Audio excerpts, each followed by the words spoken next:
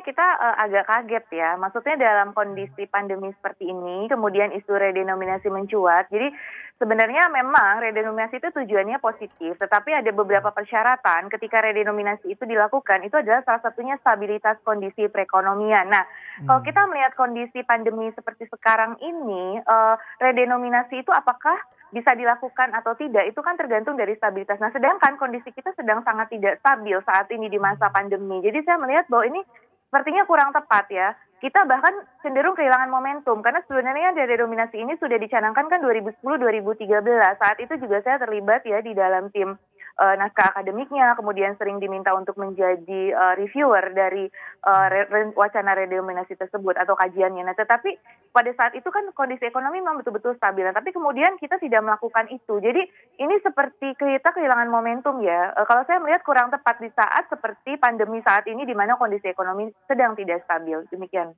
Baik, kami punya gambaran sekarang. Sebenarnya secara persyaratan sebelumnya kita ada di momen itu, tapi kemudian skip begitu saja. Tantangan utamanya apa? Mengapa kita kehilangan momen itu ketika ekonomi kita tengah stabil, sebagaimana bisa memenuhi persyaratan untuk redominasi, malah kita melewatkannya begitu saja. Benarkah biasanya alasan sosialisasi dan sebagainya yang akan memakan waktu? Betul.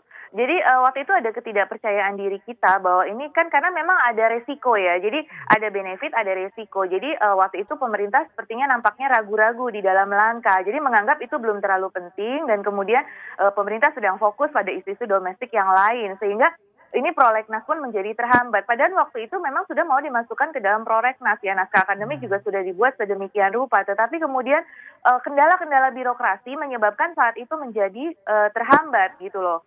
Nah, itu yang menyebabkan kita kehilangan momentum itu. Saya sih sangat menyayangkan, sebetulnya seandainya ini dilakukan pada saat 2010 sampai 2013, itu sebenarnya 2020 kan kita sudah menggunakan mata uang baru tersebut gitu loh. Jadi, Hmm. udah on the track gitu loh, sesuai gitu. Tapi waktu itu, birokrasi dan kemudian ya mungkin secara politis bahwa ini tidak dianggap penting, sehingga itu menjadi, tidak diutamakan di dalam prolegnas saat itu. Jadi itu, ada kekhawatiran, kemudian keraguan-raguan sehingga ya akibatnya kita kehilangan momentum. Nah, saya kemudian agak heran kenapa ini dimunculkan lagi sekarang.